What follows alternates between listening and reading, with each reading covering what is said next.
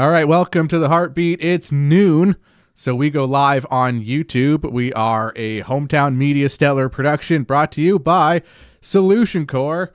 The show, like right now, always live on YouTube, and it will be uploaded to Spotify as well. I'm Alex with Landin Chambers, and we'll have Carson on the show shortly to talk about a new event in Stettler. First things first, though, condolences going out to the family of Diane Cooper. If you missed the story, Diane, a senior, went missing along with a Dalmatian dog, and that happened right after, or give or take, around our last podcast. Yeah, no, we had actually closed out the last show with her missing persons report shortly after we learned she was spotted filling up here in Stettler. Glad to hear that the Mounties eventually were able to find her dog Halo safe. But good to see everyone sharing those posts locally and in the region, trying to help keep a lookout for her. Police were saying the case was not suspicious at this time. Yeah, and it came to our local level as the Consort RCMP. They were the first to reach out to the media. Now, why were the Consort RCMP first contacted? Well, the alert the family noted from her AirTag was out by veteran Consort area, so that really was just the closest RCMP detachment from that reported sighting there. Because she's from Calgary. Mm-hmm. So she came, why was she going from Calgary to Consort? Again, we haven't heard these details. Yeah. It does sound like somebody in Stettler was directing her south, and she may have been driving east. Yeah, there's a lot of questions with that story for sure. No, very sad. But again, thanks to the public for sharing that information. Again, that should be one of the purposes of social media.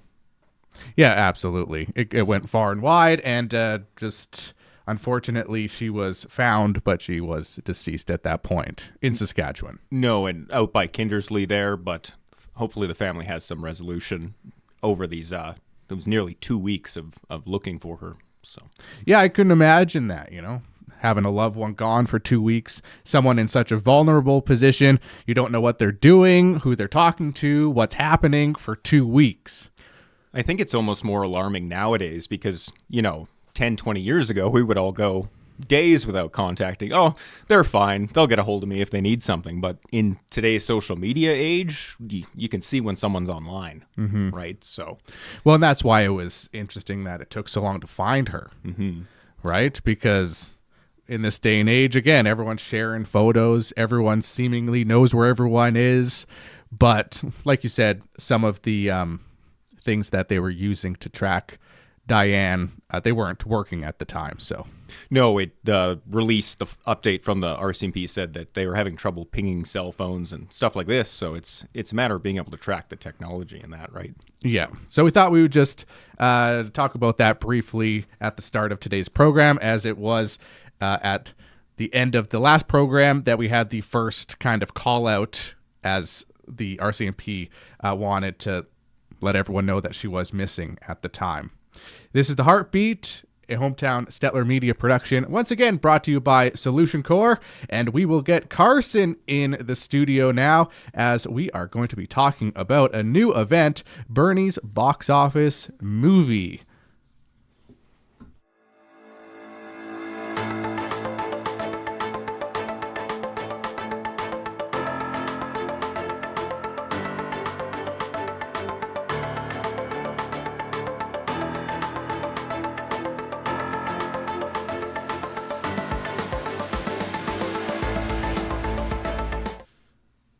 All right, we're back, and just like that, poof, Landon's gone, Carson's here. Yeah, slightly downgraded, but that's okay. Just move a little closer to the microphone. Bud. So, Wells Furniture and the Kinsman, Stettler Kinsman, are coming up with a new event, Bernie's Box Office Movie, named obviously after the late Bernie Jackson, and the box office that they've had at Wells Furniture for years, selling tickets to local events. So talk about just how this event started and what was the inspiration. I like movies, and I kind of missed having the Jewel Theater. I was lucky enough to go to a couple movies put on by the library, so I thought I'd give it a try. Now my problem is I come up with good ideas, but I'm terrible at planning things. So I reached out to some friends of mine because I'm in Kinsman, and I reached out to some of them that have organized other events in the past, and they all really kind of liked the idea, so they asked if they could make it a Kinsman event.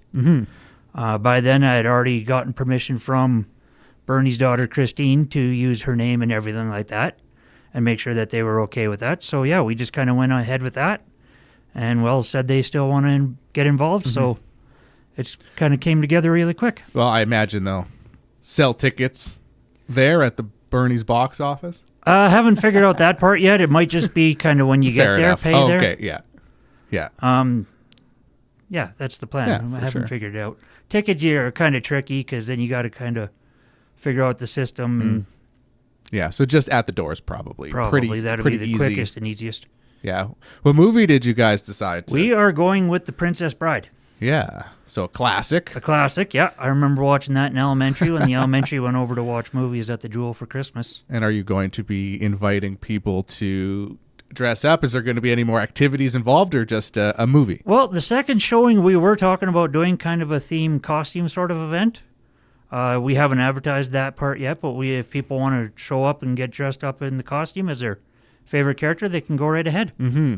Yeah, so how many people are you hoping to get at the movie? Well, I haven't figured out numbers yet. Yeah. This is our first time doing it.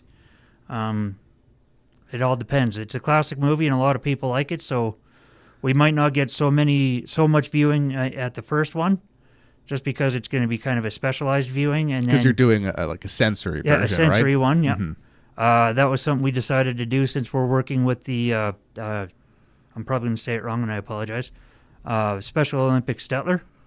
So we kind of wanted to make one of the showings, a bit more available for their kids. That was something that the Jewel had offered for a while, and it did seem rather appreciated by some of the people in this town. Yeah.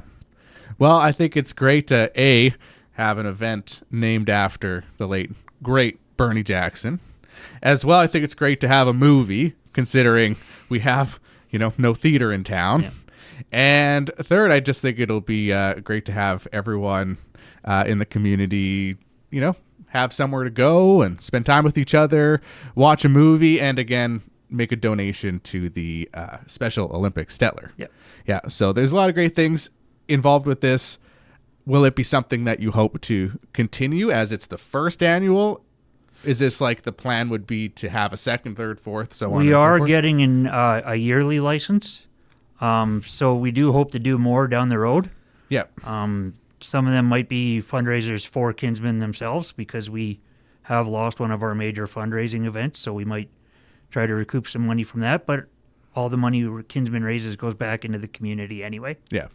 But we do hope to do at least a couple more. We've got some plans for maybe one at Halloween, Oh, okay. but I don't want to say too much until we plan it. Sure. Yeah, absolutely. Yeah, but the thought is there to continue The it. thought is there, and it goes well, and the library does a lot of showings, and Yeah. they seem to do really good, and they offered to help out with anything we needed. Nice. So Because, they often have their Toronto International Film Festival movies and things like that Yeah. they show, and I think those are pretty popular. So this will be good. A nice classic movie to go and spend a night out on May 9th? May 9th at Yes, the Hub. Yeah. that's right. And where can people go, Carson, to learn more or stay updated? Well, they can follow the Kinsman page or the Wells Furniture page, Yes. and they can reach out to those for either one. We'll be keeping them updated on both. All right, sounds good. Well, thanks for coming on the Heartbeat podcast today, Carson. Thanks for having me. You did great. Thank you. And we'll be right back.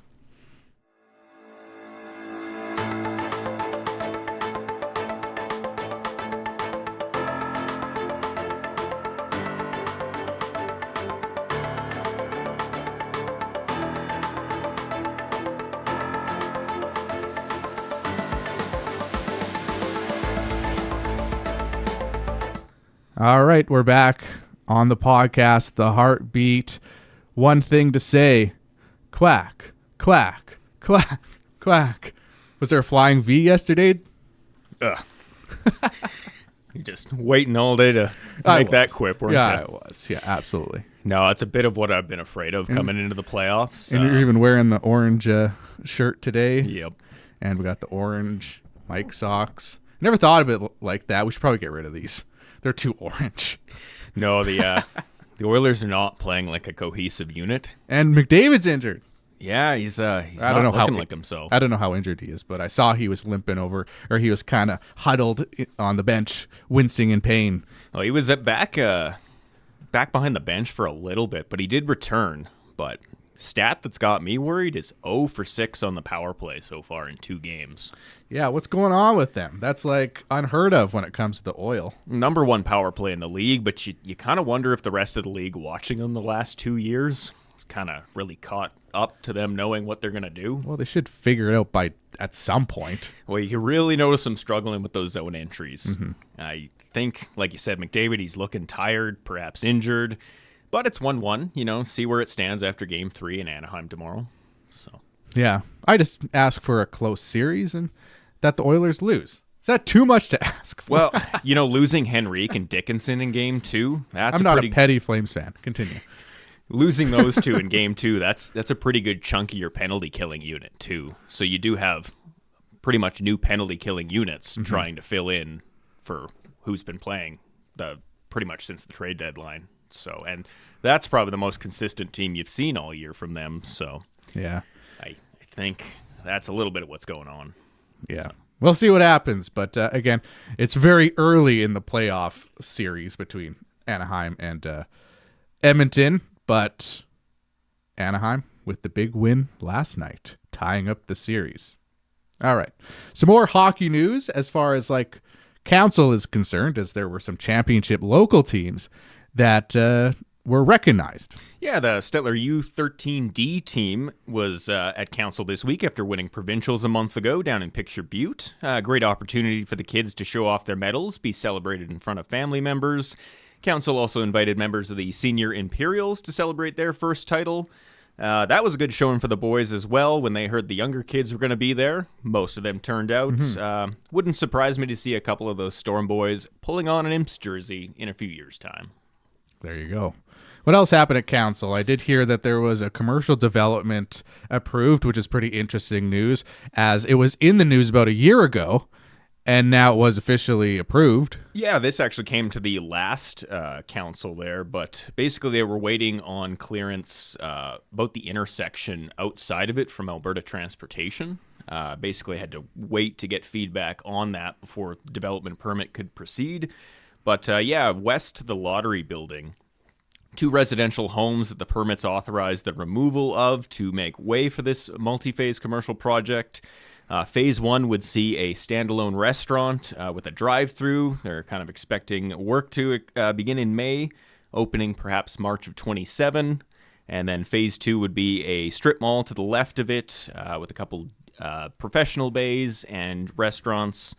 Room for a sit-down restaurant, and that's targeting to open around April, or begin building April of 27. So, again, this was just the development permit that came to council last night. There is still an appeal period that could go ahead, but about a year and a half since this came to council.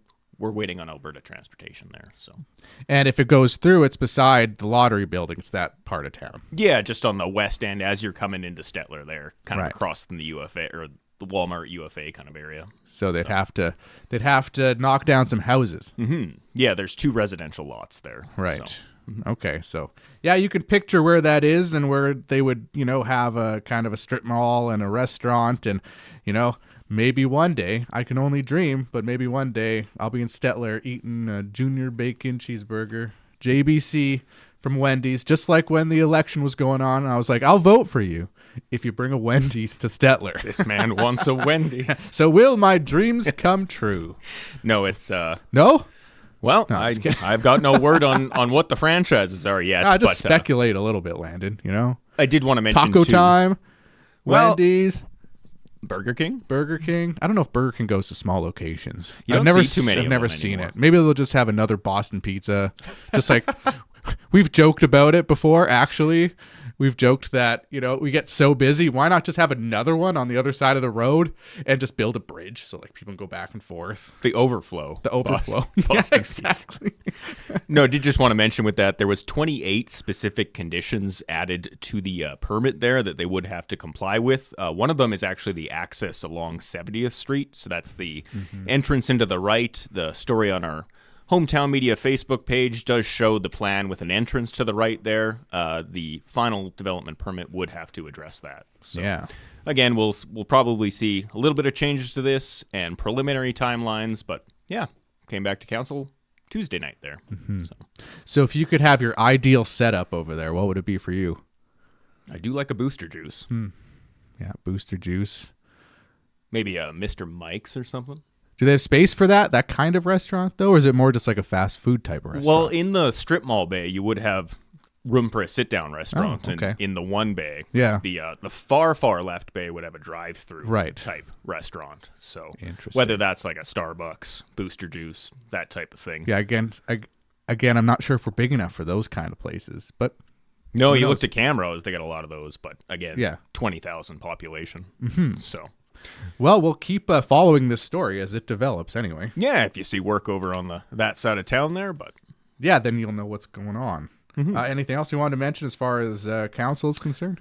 we did have Stettler Mayor Gord Lawler in last episode, and he was talking about the changes with the Board of Trade. We were just at the last Board of Trade meeting there, and they're just requesting to come to a future council meeting just to discuss those funding changes. Again, so they had just had their budget reduced, and they're just concerned about, with their 2026 budget already being passed, how that's going to affect them this year. So, again, that was a $60,000 reallocation to develop an in-house economic development officer. Yeah, that's another story we're going to be following for a while, but it's very interesting that the town would elect to separate themselves from the Board of Trade and decrease their funding as well.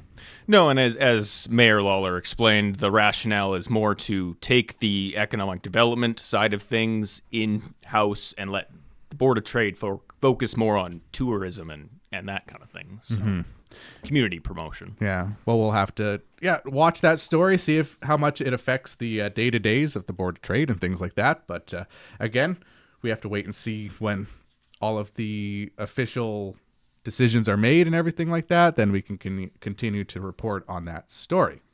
Let's take a quick look, Landon, at some local events. When was the last time you went to a pro wrestling event? I've always been trying to make it out to that, and I'm just always busy that weekend. But these are the Erskine guys. Eh? Yeah. Oh, I hear they put on a good show. Yeah, it's back. So I always hear that they get a great crowd at the Erskine curling rink. And it just kind of, it's nostalgic in a sense, too, because I think back in the 70s and 80s, there was the Stampede Wrestling. There was a lot of old, not old, small promotions that were all over the place before Vince McMahon came and took everything over. So this kind of reminds you of those small promotions that were everywhere. It really is amazing, the Alberta ties to WWE. Oh, it's tons. Isn't it? Yeah. Like, from afar, you wouldn't realize how much Canadian connection there is there. Yeah. But yeah. And not just the Hart family. No. Right? So much. So yeah, there's a lot of history here when it comes to pro wrestling.